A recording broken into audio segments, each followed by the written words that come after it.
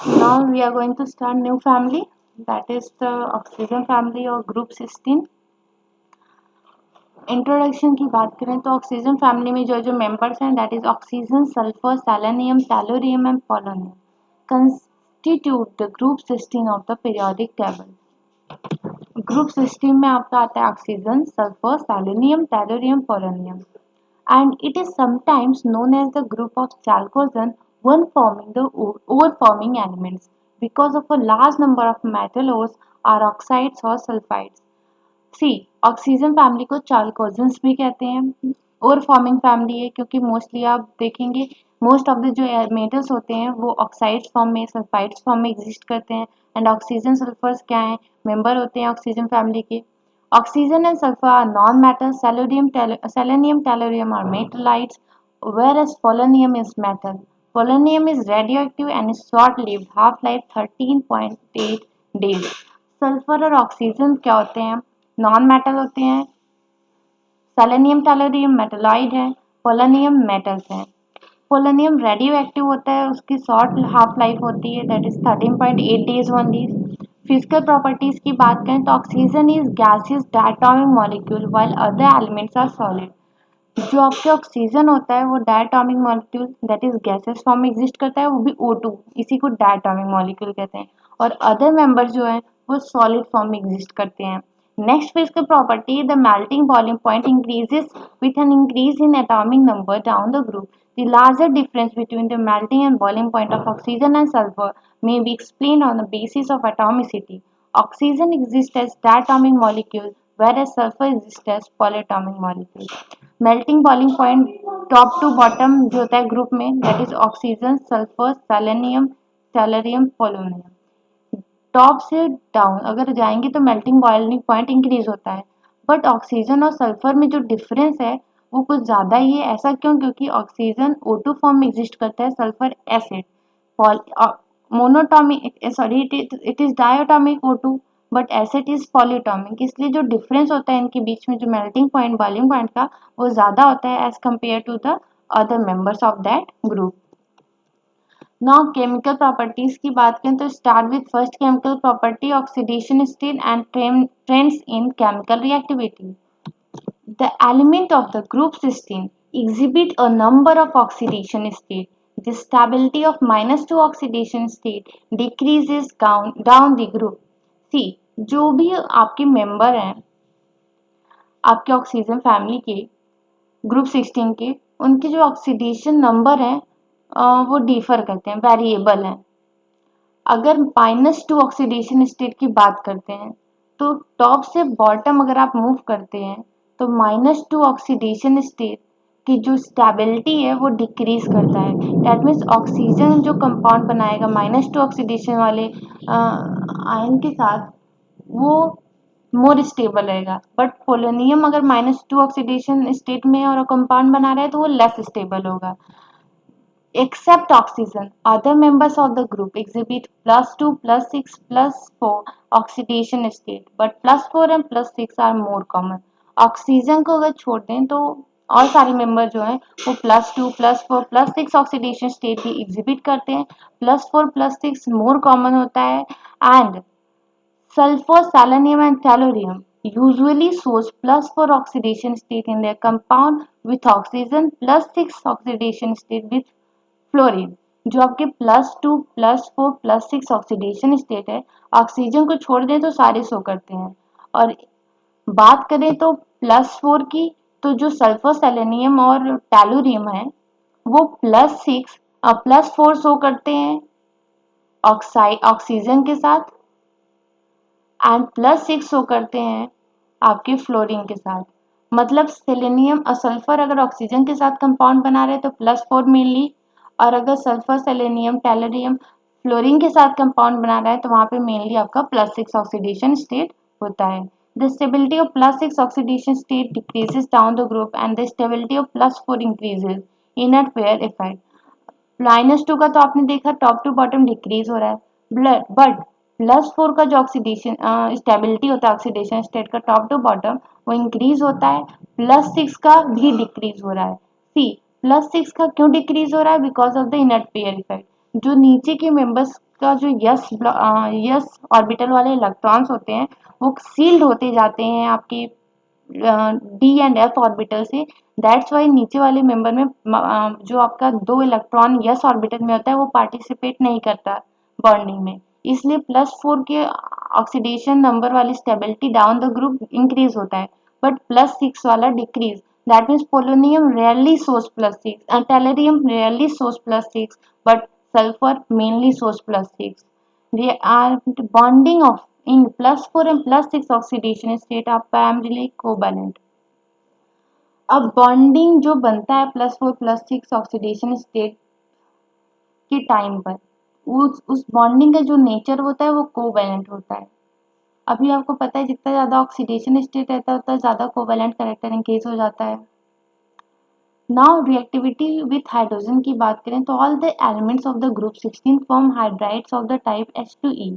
जितने भी एलिमेंट्स होते हैं ग्रुप 16 के तो H2E टाइप के हाइड्राइड्स फॉर्म करते हैं। आप एग्जांपल लीजिए H2O, H2S, तो ये सब जो हाइड्राइड्स हैं H2E टाइप के हैं। और E क्या हो सकता है? Oxygen, sulphur, selenium, tellurium, polonium, that is the members of group 16। Oxygen के टूवर्ड रिएक्टिविटी की बात करें तो all these elements form oxide of EO2 or EO3 type, whereas the E sulfur, selenium, tellurium, polonium, जो आपका sulphur, selenium, टैलोनियम और polonium होता है, ये मेंबर्स क्या करते हैं? 2 टाइप के ऑक्साइड बनाते हैं, that is EO2 and EO3 type. EO2 में ऑक्सीडेशन स्टेट +4 होगा, EO3 में +6 होगा। अभी आपने देखा +4 वाले ऊपर वाले मेंबर्स ज्यादा बना रहे थे, नीचे वाले मेंबर्स +4 ज्यादा बना रहे थे, बट +6 ऊपर वाले ज्यादा बना रहे थे। क्या हुआ? +6 नीचे ऊपर वाले ज्यादा बना रहे हैं, ऊपर वाले, बट +4 नीचे वाले ज्यादा बना रहे हैं। So ozone, O3, SO2, sulphur dioxide are gases. जो ऑक्सीजन और सल्फर का जो ऑक्साइड है that is O3 and SO2, ये गैसेस फॉर्म में एग्जिस्ट करते हैं, बट SiO2 सॉलिड है। रेड्यूसिंग प्रॉपर्टी की बात करें तो जो डाइऑक्साइड है उनका reducing nature top to bottom decrease करता है। That means SO2 stronger reducing agent है एज कंपेयर टू TiO2। आप सल्फर से टेलेरियम के पास आते हैं, नीचे मूव करते हैं, तो सल्फर की जो रेड्यूसिंग नेचर है वो ज़्यादा है और TiO2 की जो रेड्यूसिंग नेचर है वो कम है। SO2 is reducing while TiO2 is oxidising agent. ये तो रेड्यूसिंग है but down the group reducing nature decrease कर रहा है, इस वजह से TiO2 क्या हो गया है finally? Oxidising agent. Now, beside EO2 type, sulfur, selenium, tellurium form EO3 type oxide। अभी क्या है, आपने देखा कि EO2 और EO3 टाइप के 2 टाइप के ऑक्साइड बना रहे हैं, तो EO2 के अलावा जो EO3 टाइप के ऑक्साइड है वो SO2, SO3, SeO3 that is TeO3, sulphur, selenium, tellurium बना रहे हैं। Both type of oxides are acidic in nature, दोनों टाइप्स के ऑक्साइड एसिडिक है, बट मेन पॉइंट ये याद रखें कि EO2 और EO3 टाइप के ऑक्साइड में तो मेजरली कौन एसिडिक है? तो ज़्यादातर एसिडिक हायर ऑक्सीडेशन स्टेट वाला होता है as compare to lower oxidation state. That means it is more acidic and it is less acidic अगर इन दोनों को कंपेयर किया जाए तो। So this is all about the reactivity toward the oxygen of the member group 16. Now reactivity toward halogens. Elements of the group 16 form larger number of the halides of the type EX6, EX4, EX2. Halides 3 type के बना रहे हैं ये members, EX6 type, EX4 type, EX2 type. C. Where is the elements of the group 16? X is halogens. The stability of halides decreases in order fluoride, fluorine, chlorine, bromine, iodine. जो आपके halides की stability है वो ज़्यादातर fluoride वाले की ज़्यादा है, देन क्लोराइड वाले की ज़्यादा है, देन ब्रोमाइड वाले की, देन आयोडाइड वाले की। ये स्टेबिलिटी ऑर्डर है हलाइड्स का। अमॉन्ग्स हेक्सालाइड, अभी हेक्सालाइड की बात करें तो hexafluoride are the only stable halide. जो ये EX6 है इसमें EF6 ही ज़्यादातर प्रीडोमिनेटली स्टेबल होता है। अगर बात करें तो EI6 तो ये अनस्टेबल होता है। See all the hexafluorides are gaseous in nature. और जो हेक्साफ्लोराइड्स होते हैं, जितने भी हेक्साफ्लोराइड्स, ये गैसियस नेचर के होते हैं, दैट मीन्स गैसियस फॉर्म में एग्जिस्ट करते हैं। They have a octahedral structure, और इनका ऑक्टाहेड्रल स्ट्रक्चर है, आप स्ट्रक्चर बना के देख सकते हैं। Sulphur hexafluoride that is SF6 is exceptionally stable, और कुछ एक्सेप्शन के कारण SF6 क्या है, स्टेबल होता है। और वो रीजन क्या है, steric reason. Among tetrafluoride, SF4 is gas, SeF4 is liquid, TeF4 is solid। इसका कोई भी नहीं है, बस इतना रखें कि टॉप से बॉटम अगर मेंबर्स जो हैं आपके फ्लोरीन से रिएक्ट करके जो टेट्राफ्लोराइड्स बना रहे हैं, वो टॉप से बॉटम जब मूव कर रहे हैं तो गैस से सॉलिड की तरफ स्टेट उनका मूव कर रहा है। एंड ये आपको याद ही करना पड़ेगा कि SF4 गैस होता है, SeF4 लिक्विड होता है, एंड TeF4 सॉलिड होता है। All the elements except oxygen forms dichloride and dibromide। जितने भी एलिमेंट्स होते हैं ऑक्सीजन को छोड़ के तो वो डाइक्लोराइड्स और डाइब्रोमाइड्स फॉर्म करते हैं।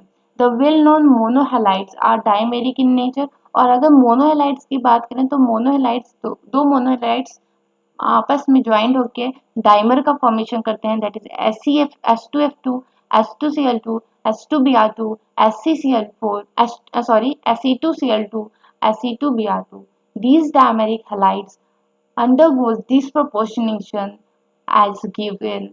सी, ये जो डायमेरिक हैलाइड्स हैं जो कि मोनोमर्स, दो मोनोमर्स ज्वाइंट होकर फॉर्म हुए हैं, तो ये डिस्प्रोपोर्शनेट कर जाते हैं किसमें, SeCl4 NSE में। अगर Se2Cl2 लिया गया है तब SeCl4 में और मेटल में, दैट मीन्स सेलेनियम इटसेल्फ में। सी एलिमेंट में SeCl2, यहाँ पे ऑक्सीडेशन नंबर क्या है आपका, +1। यहाँ पर क्या है, +4। यहाँ पर क्या है, 0।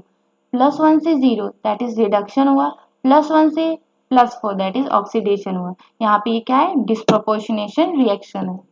सो ये आपकी कुछ केमिकल प्रॉपर्टीज हैं, केमिकल प्रॉपर्टीज एनसीईआरटी में दिए हैं।